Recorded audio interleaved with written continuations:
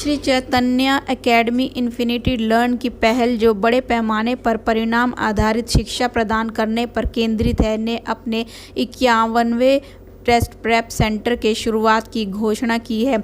यह नोएडा शहर में श्री चैतन्य एकेडमी का पहला सेंटर है। इस विस्तार के साथ संस्थान अपने बेहतर शैक्षणिक मॉडल, अनुभवी शिक्षक और परीक्षा की तैयारी के गुणवत्तापूर्ण मॉडल को एनसीआर क्षेत्र के विद्यार्थियों तक पहुंचाएगा।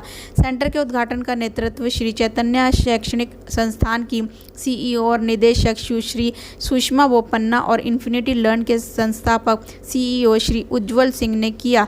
यह शुभारंभ नोएडा में छात्रों को जेईई और नीट सहित विश्व स्तरीय प्रतियोगी परीक्षाओं की तैयारी करने की दिशा में एक बड़ा कदम है। नोएडा टेस्ट प्रेप सेंटर की शुरुआत शहर में उच्च गुणवत्ता वाली प्रतियोगी परीक्षाओं की तैयारी की बढ़ती मांग को देखते हुए की गई है। इस शुरुआत के साथ नोएडा के छात्र अब बेहतर शिक्षा, अनुभवी शिक्षकों के मार्गदर्शन और विश्व स्तरीय परीक्षा तैयारी सहायता का लाभ उठा सकेंगे।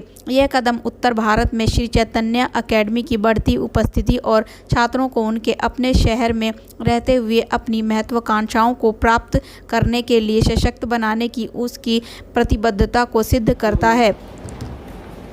करीब पिछले 1-1.25 साल से हमारी कोशिश थी कि हम नोएडा में आए। मुझे लगता है कि ये बहुत ही इंटरेस्टिंग और अच्छी मार्केट है। मार्केट इसलिए बहुत अच्छी है क्योंकि हमने जो सबसे पहला सेंटर खोला था आज से 2 साल पहले, वो पटना में खोला और फिर दूसरा सेंटर लखनऊ में खोला। जब हमने वहाँ पे बातचीत की तो अधिकतर लोग जो बिहार और यूपी से हैं वो इस साइड ऑफ दी टाउन में आके रहना चाहते हैं और यहीं पे नौकरी करते हैं और बहुत हद तक काम करते हैं। मुझे लगता है कि जो मिडिल क्लास पेरेंट्स हैं उनके इम्पॉर्टेंट एक सब्जेक्ट है और वो बच्चों को एक सही राह पे लेके जाते हैं। तो करीब 1.5-2 साल के बाद जब हमने पहला सेंटर खोला से लेके अभी तक हमें ऐसा लगा कि अब हमें we should start our first centre. UP में तो ये हमारा 4था या 5वां सेंटर है, लेकिन नोएडा में पहला सेंटर है। अगर मैं आपको 2 मिनट में थोड़ा श्री चैतन्य ओवरऑल बता सकूँ तो श्री चैतन्य जो मेन ब्रांड है वो स्कूल्स और कॉलेजेस चलाते हैं under the trust. Infinity learn हमने 3 साल पहले शुरू की और इन्फिनिटी लर्न वो नॉन रेगुलेटरी बिजनेस में काम करता है, मतलब ऑनलाइन या सेंटर्स वाले बिजनेस में काम करता है और हम दोनों तरीके से बच्चों को रीच आउट करते हैं। हमने देखा ऑनलाइन में बहुत सारे नोएडा के बच्चे पढ़ना चाहते थे क्योंकि हमारी जो पद्धति है, जो श्री चैतन्य की फिलॉसफी है, पेडागॉजी है, वो बहुत फेमस है। आपको पता होगा शायद हम देश भर में 1000 से ज़्यादा स्कूल चलाते हैं और हमने पिछले कुछ सालों में, पिछले 5-10 सालों में बहुत अच्छा रिजल्ट दिया। नीट में, जेईई में हमारे बच्चे IITs में जाते हैं, एम्स में जाते हैं। तो हम उसी फिलॉसफी, हमें ऐसा लगता है कि वो जो रिगर है पढ़ाई की वो हमें बहुत समझ में आती है और हम उसको हर गांव शहर तक लेके जाना चाहते थे। तो उस कारणवश पहले हमने ऑनलाइन के थ्रू करीब 4000 छोटे शहरों और बड़े शहरों में बच्चों को पढ़ाना स्टार्ट किया और ये हमारा 51st सेंटर है। नॉर्थ इंडिया में करीब हमारा 14th-15th सेंटर है, 14वां या 15वां सेंटर है हमारा। और मुझे ऐसा लगता है कि नॉर्थ इंडिया ने हमारे ब्रांड को बहुत अच्छे से एक्सेप्ट किया। वो जो साउथ की जो टीचिंग फिलॉसफी थी उसको नॉर्थ में लाने में हमें बहुत हेल्प किया और इसलिए हमारे सेंटर्स बहुत अच्छा भी कर रहे हैं। नवीन सर एकेडमिक हेड हैं इन सेंटर्स के, वो आपको क्या अलग हम करते हैं उस बारे में थोड़ा बताएंगे। जी आपको बेसिक इंफॉर्मेशन दी है कि श्री चैतन्य एकेडमी और श्री चैतन्य और इन्फिनिटी लर्न में हम क्या करते हैं। तो सबसे इम्पॉर्टेंट किसी भी बच्चे के लिए, जब आप स्पेसिफिकली ऐसे बच्चों के साथ काम कर रहे हैं जो 18 साल से कम उम्र की हैं, तो उसमें बहुत सारे चैलेंजेस हैं, उनकी अलग टेक्निक्स हैं कि किस तरह से हम उनको मोटिवेट करें, ज़्यादा प्रेशराइज भी ना करें और अच्छे रिजल्ट की तरफ हम ड्राइव कर पाएँ। तो हम एक होलिस्टिक अप्रोच के साथ उन बच्चों को एकेडमिक डिलीवरी करते हैं। यही वजह है कि अगर आप देखेंगे जेईई एडवांस जो कि एक तरह का कॉम्पिटिटिव एग्जाम है, उसमें ऑलमोस्ट 22% स्टूडेंट्स श्री चैतन्य के होते हैं। अभी तक की हिस्ट्री में किसी भी कोचिंग ने वो काम नहीं किया जो 2023 में श्री चैतन्य ने किया, जिसमें जेईई मेन, जेईई एडवांस और नीट 2023 का ऑल इंडिया रैंक 1, ये सारे क्लासरूम के बच्चे थे जो पिछले 5 से 6 सालों से हमारे साथ पढ़ रहे हैं। और नीट में भी अगर आप देखेंगे तो एम्स में हमारा कंट्रीब्यूशन ऑलमोस्ट 25% से ज़्यादा है, जो कि 1/4 है टोटल जो बच्चे एम्स पे जाते हैं, तो वो जो एकेडमिक रिगर है, वो जो एकेडमिक एक्सपर्टीज़ है, वो सारी हमारी बुकलेट, DPP इन सब में आती है। और ये सारे के सारे रिजल्ट, सारी की सारी चीज़ें तब होती है जब हम सिर्फ साउथ से ऑपरेट कर रहे थे, जबकि हम इस इतने हाई परसेंटेज में सिर्फ साउथ के थ्रू ही ला पा रहे थे। जो अब पिछले जो उज्जवल सर ने कहा कि 2-3 साल से हम नॉर्थ की तरफ आ रहे हैं, और बहुत सारे बच्चे नोएडा से ऑनलाइन इन्फिनिटी लर्न के प्लेटफॉर्म के थ्रू हमसे पढ़ते थे और जुड़े हुए थे। जब हमने नंबर्स को बहुत ज़्यादा देखा, तब हमने सोचा कि हम यहाँ ऑफलाइन सेंटर स्टार्ट करते हैं, और इसलिए श्री चैतन्य एकेडमी की टीम रखी गई, जो कि ऑफलाइन में सेम मेथडोलॉजी जो अभी तक हम डिलीवर करते आ रहे हैं, जिसकी वजह से ये रिजल्ट आ रहे हैं, हम यहाँ के बच्चों को भी दे पाए। सर इनिशियली कितने स्टूडेंट्स को एडमिशन मिलेगा? हमने एक अभी छोटा सा टेस्ट किया था, जो हमें बहुत टाइम नहीं मिला, जिसका नाम था स्कोर टेस्ट। हमारे सारे एडमिशन स्कोर टेस्ट के थ्रू ही होते हैं, तो उस स्कोर टेस्ट में करीब 4 से 4,500 बच्चों ने पार्टिसिपेट किया है। उसमें से अभी तक हमने 700 से 800 बच्चों को सिलेक्ट किया अलग अलग स्कॉलरशिप के तहत। कुछ बच्चे ऐसे भी हैं जिनको 100% स्कॉलरशिप मिली है, बट इस सेंटर की कैपेसिटी 400 से 500 से ज़्यादा बच्चों की नहीं है, तो हम उतने ही बच्चे पहले से। लास्ट ईयर हमने देखा था कि स्टूडेंट के साथ जो मतलब इंस्टीट्यूट में घटना घटी है, तो इस सेंटर में जो स्टूडेंट्स की सेफ्टी है, सिक्योरिटी है, उसको आप लोग कैसे मेजर करेंगे कि इस तरह का इन फ्यूचर ना हो कुछ जो इंसिडेंट हुआ था? देखिए क्या है, जो इंसिडेंट्स होते हैं वो अधिकतर हॉस्टल्स में ज़्यादा होते हैं, इसलिए हम हॉस्टल्स पे काम नहीं करते, हम सिर्फ पढ़ाते हैं। और हमारे यहाँ पे वो बच्चे जो किसी और स्कूल में जाते हैं, वो शाम के समय में पढ़ने आते हैं, और वो बच्चे जो ड्रॉप लेते हैं, ड्रॉपर बोलते हैं, जो 13वीं क्लास में होते हैं, वो दिन में आते हैं पढ़ने। आप पूरे सेंटर में जाके देख सकते हैं, पूरे सेंटर में CCTV कैमरास लगे हैं, टीचर्स सारे कॉस्ट ट्रेंड टीचर्स हैं हमारे, तो उनको बच्चों के साथ सेंसिटिविटी कैसे रखनी है उसकी ट्रेनिंग हम पहले कराते हैं। फीमेल्स के साथ कैसे बिहेवियर करना है, खासकर गर्ल चाइल्ड के लिए स्पेशल ट्रेनिंग करते हैं। जो बाहर का भी पूरा एरिया है वो भी कैमरा के अंदर कैप्चर्ड है। तो हमें ऐसा लगता है कि विद इन प्रीमाइसेस हम बच्चे की सेफ्टी सिक्योरिटी की सारी तैयारी करते हैं और इंश्योर करते हैं कि 2 ही तरह की चीज़ें होती हैं, या तो सेंटर के अंदर पूरी विजिबिलिटी, बच्चा कहाँ आ जा रहा है, कोई हादसा ना हो उसमें, और दूसरा कि जो टीचर्स हैं उनकी स्पेशल ट्रेनिंग कराई जाए, जिससे सेंसिटिविटी बहुत अच्छी बनी रहती है कि बच्चों के साथ आपको डील कैसे करना चाहिए, वो गर्ल चाइल्ड हो चाहे बॉय चाइल्ड हो, लेकिन हम गर्ल चाइल्ड को डिफरेंटली ज़्यादा सेफ्टी देने की कोशिश करते हैं। फीस की बात करें तो और देखिए क्या है, हम करीब 1,40,000 रुपये पर साल का फीस डिफाइन करते हैं, बट आज से 3 साल पहले जब कोविड पीक पे था तब भी मैंने कहा था और मैं आज भी कहता हूँ, फीस कारण नहीं हो सकता है मेरे बच्चों की पढ़ाई के लिए। अभी 321 बच्चे जो सर ने बताया हमने आइडेंटिफाई किए जिनको स्पेशल स्कॉलरशिप मिली। अगर आप मेरिटोरियस हैं और आप पढ़ना चाहते हैं, तो मुझे लगता है कि पैसा कारण नहीं बनता है आज के डेट में, क्योंकि इंस्टीट्यूशंस को भी अच्छे बच्चों की ज़रूरत होती है, और हम हमेशा इस तलाश में रहते हैं कि अच्छे बच्चे हमसे जुड़े, हम उनको अच्छा पढ़ा सकें, जिससे कि रिजल्ट ला सकें। तो हम 100% भी स्कॉलरशिप देते हैं, 60 भी देते हैं, 70 भी देते हैं, डिपेंड्स ऑन बच्चे के ऊपर है। लेकिन जो हमारी फीस है मैं मानूंगा कॉम्पिटिटिव है, मैं सबसे महंगा नहीं हूँ और मैं सस्ता बिल्कुल नहीं हूँ, तो कॉम्पिटिटिव है।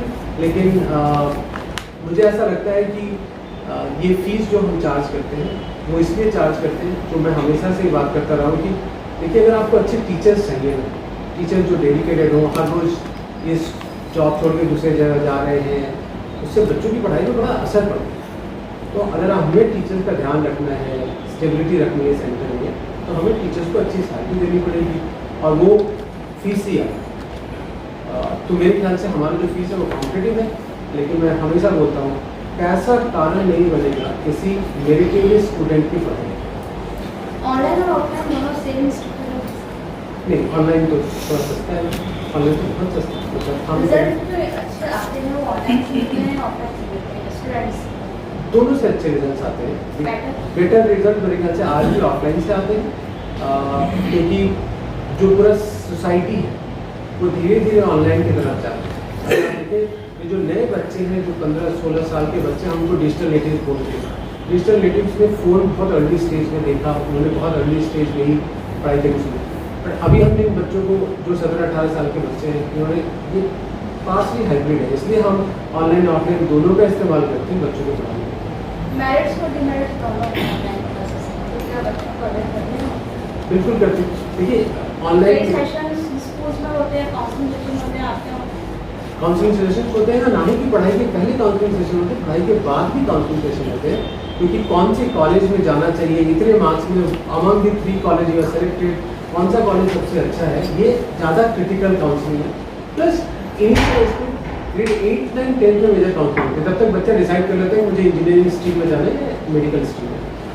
फिर उसका मेंटरिंग होती है, क्योंकि काउंसलिंग तो शुरू में होगी कि मुझे कहाँ जाना है, पर उसका मेंटरिंग होती है, क्योंकि जब हमें एक लड़का बच्चा दिखता है कि हाँ ये 6 घंटा मेहनत कर सकता है, 8 घंटा मेहनत कर सकता है, 10 घंटा मेहनत कर सकता है, उसके हिसाब से कि इस बच्चे को इसके पोटेंशियल तक पहुँचाना है। सवाल ये नहीं है कि सबको बराबर एजुकेशन दे दिया उससे आप रिजल्ट ले आओगे, जो जितनी मेहनत कर सकता है उसके हिसाब से उसको उसके पोटेंशियल तक पहुँचाना, ये हमारा काम। अगर मैं आपको 2 मिनट में बताऊँ, कोचिंग यूँ तो कभी कभी लोग बहुत निगेटिवली भी बात करते हैं, बट जब रोहित शर्मा से पूछा जाए और उनके अपने कोच के बारे में वो बताते हैं, या विराट कोहली से अपने कोच के बारे में बात होती है, तो बड़ा प्राउड फीलिंग आती है। जब हम स्विमिंग कोच की बात करते हैं तो बहुत प्राउड फीलिंग होती है। तो हमारा काम क्या है? हमारा काम ये है कि कोई एक बच्चा जहाँ है उसको उसके बेस्ट पोटेंशियल तक पहुँचाना, ये कोचिंग इंस्टीट्यूशन का काम है। और हम उस रास्ते पे, और आप बिलीव करें कि जब बच्चे सक्सेसफुल होके आते हैं, वो सर या मैम लोगों से इतने अटैच होते हैं, उनको 5 साल बाद भी जब वो एम से निकल जाते हैं, IIT से निकल जाते हैं, फिर भी उनके टच में रहते हैं, उनसे बातचीत करते रहते हैं। बड़ा रिस्पेक्ट होता है बच्चों का अपने टीचर्स के। साउथ से नॉर्थ का सफर शुरू हो रहा है, तो अब नॉर्थ के बच्चों का बिहेव और साउथ के बच्चों का कुछ सर नॉर्थ के बच्चों का बिहेवियर कुछ डिफरेंस नजर आएगा आपको? कैसे मैनेज करेंगे? मैं एक बात सबकी डिमांड्स अलग होती है, वहाँ पे पेरेंट्स की डिमांड अलग होती है, क्योंकि स्टूडेंट डिमांड तो बाद में आती है सेकेंडरी लेवल, तो आपको फेस करना पड़ेगा पेरेंट्स को, तो कैसे फेस करेंगे? तो मुझे बिहेवियर बिल्कुल अलग है। मैं आपको बताऊँ, बैंगलोर या चेन्नई या हैदराबाद में डेफिनेटली थोड़ा डिफरेंस है vis-a-vis नॉर्थ में, हम कहीं भी बात करें। बट हमारे लिए बिल्कुल ऐसा नहीं है कि हम तो नॉर्थ से हमने तो पढ़ाई भी नहीं की है, तो ऐसा तो है नहीं कि मेरे लिए अनजाना सा जगह है। मेरी कंपनी उस पैटर्न ऑफ एजुकेशन को यहाँ लेके आ रही है। मुझे लगता है कि पेरेंट्स को एजुकेट करना सबसे पहले इम्पॉर्टेंट है, इसलिए हम जब काउंसलिंग करते हैं एडमिशन के पहले, तो उनको बताते हैं हम कैसे पढ़ाते हैं, हम क्या आपसे क्या उम्मीद करते हैं और हम बच्चे से क्या उम्मीद करते हैं। मुझे लगता है आज के डेट में भी जो मिडिल क्लास पेरेंट्स हैं, उनको अपने बच्चों की सबसे ज़्यादा चिंता है। उनको मतलब मैं बहुत सारे पेरेंट्स से मिलता रहता हूँ, आज भी माओ को चिंता होती है कि मेरा बच्चा बिना फ़ोन के खाना नहीं खाता है या रहता नहीं है, रात में फ़ोन यूज़ करता है। हम काउंसलिंग करते हैं, हम आज भी ऐसा सेमिनार होगा, हम बच्चों से बात करेंगे, 2-3 चीज़ें हम बताते हैं कि आपको डिस्ट्रैक्शन से कैसे बचना है। तो हमारी जो लड़ाई है वो सोशल मीडिया के अगेंस्ट, कि भाई अगर बच्चा सोशल मीडिया पे 4 घंटा लगा रहा है तो पढ़ाई नहीं करता उससे। हम उनको कैसे उनको वहाँ से बचा के लाएं कि हम उनको ये बता सकें कि आप डिस्ट्रैक्टेड हुए पढ़ाई ना करें। इसके अलावा बच्चे तो बच्चे दोनों तरफ, मुझे लगता है कि वहाँ पर बच्चे थोड़े लेस डिस्ट्रैक्टेड हैं, यहाँ बच्चे थोड़े ज़्यादा डिस्ट्रैक्टेड हैं। हमें मेहनत करने की ज़रूरत है और उनके साथ काम करने की ज़रूरत है। आप मैं इसके 2 आंसर दे सकता हूँ। एक ये कि आपने 3 सवाल पूछे, एक फीस को लेके, एक ऑनलाइन ऑफलाइन के डिफरेंस को, और एक साउथ और नॉर्थ के कल्चर के बारे में। तो पहली बात तो हर कोई ना फीस के बारे में पूछता, बट कोई ये नहीं पूछता कि आप जो फीस ले रहे हो उसमें कितने बच्चों की सर्विसेज होगी। अगर मैं एक बैच में 200 बच्चे करूँ और फीस 20,000 करूँ, और एक बैच में 40 बच्चे रखूँ, 30 बच्चे रखूँ और फीस 1 लाख कर दूँ, मुझे लगता है वो 1 लाख भी कम होगा। दैट मीन्स हमारी प्राइमरी गोल है कि हम कैसे अपने बच्चों को सही जगह पे पहुंचा पाएँ, और उसके लिए बहुत इंपॉर्टेंट है कि 3 टीचर डेडिकेटेडली छोटे ग्रुप के साथ काम करें, क्लोजली काम करें।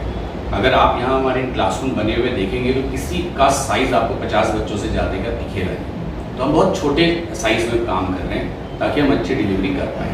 दूसरा सवाल है कि ऑनलाइन और ऑफलाइन में क्या बेहतर है। दोनों अच्छे हैं। अगर आप ऑनलाइन से अगर आप पढ़ना चाहते हैं तो आप ऑनलाइन से भी ठीक वैसा पढ़ सकते हो जैसा ऑफलाइन से पढ़ सकते हो। सिर्फ एक जगह पे प्रॉब्लम होती है, वो है सेल्फ मोटिवेशन। क्या बच्चा उतना डिसिप्लिन है कि हर दिन अपने आप क्लास को ऑन करे, देखे और पूछे। तो जो हमारे पास आता है, टीचर्स के पास आता है फिजिकली, और पेरेंट्स, तीनों स्टेक होल्डर एक साथ मिलकर काम करते हैं, तो उसको काफ़ी हद तक डिसिप्लिन करते हैं। पहला सुविधा ये है कि बैच साइज काफ़ी छोटा है। दूसरा ये है कि बच्चे जब ऑनलाइन पढ़ते हैं तो उसके साथ साथ हम उन्हें एक ऐप की एक्सेस देते हैं जिसका नाम है मेटा ऐप, जो बहुत फेमस है, इन्फिनिटी लर्न। तो उसमें ना सारे लेक्चर्स हैं, और अब बच्चे लेक्चर देखते नहीं है, हमें पता है, तो हमने वो लेक्चर ही बदले। हमने कहा तो 2 घंटे का तो नहीं देखोगे, तो 10 मिनट का तो देख सकते हो। तो जैसे आज आपने एक लेक्चर पढ़ा 2 घंटे का और आपको पूरा लेक्चर समझ आए, आखिरी वाला पोर्शन समझ लिया है, तो वो छोटा सा पीस 15 मिनट की वीडियो है, आप वो देख लो। आपने 15 मिनट का वीडियो देखा तो फिर उसके बाद उसी वीडियो की कुछ नोट्स आ जाएंगे, आप एक पढ़ लो, एक पेज का, ज़्यादा देंगे तो फिर नहीं पढ़ते। फिर वो एक पेज का पढ़ लिया, अच्छा ये पढ़ लिया, अब आप 5 सवाल छोटे से सॉल्व करते हैं, फिर एक छोटी सी DPP आ जाएगी जिसमें 10 सवाल और हैं। तो वो ना एड ऑन होता जाता है, बच्चे को लगता है छोटे छोटे टास्क है जो मैं करता चला जाऊँ, तो वो भी एक्सप्लेन करता है, और इसका बहुत अच्छा इम्पैक्ट हमने ऑफलाइन में देखा है। तो वो हम यहाँ पे इंट्रोड्यूस करेंगे, और अपने सारे चैतन्य, Shri Chaitanya school, techno schools भी चलते हैं, तो वहाँ से ज़्यादा स्टूडेंट एकेडमी में लिए जाएंगे या बाहर दूसरे स्कूल से जो आ रहे हैं, कितनी परसेंटेज रहेगी? श्री चैतन्य टेक्नो स्कूल मुझे लगता है सेल्फ सफिशिएंट है, वहाँ पे अपनी तैयारी वो कराते हैं, और स्कूल के साथ ही JEE नीट सब कुछ कवर करते हैं। उनका करिकुलम बहुत अलग है, वो बच्चे हमारे पास नहीं आते। जो बच्चे दूसरे स्कूलों के हैं, जिन्हें कोचिंग लेनी होती है, उन बच्चों को मैं नेवर से नो है, मतलब कि मैं कभी ऐसा नहीं बोलूँगा कि मैं कभी नहीं करूँगा। बट आज अगर मैं बैठा हूँ और अगले 2 से 3 साल का विजन देखता हूँ, तो मुझे लगता है कि हम JEE नीट में फोकस रखेंगे। हमको ये समझ में आता है, हमारी पेरेंट कंपनी ने सालों से ये काम किया है, हमको ये समझ में आता है, और हमें ऐसा लगता है कि हमको इसी में काम करना चाहिए, और बहुत बड़ा काम है करने को। अभी तो हमने शुरुआत की।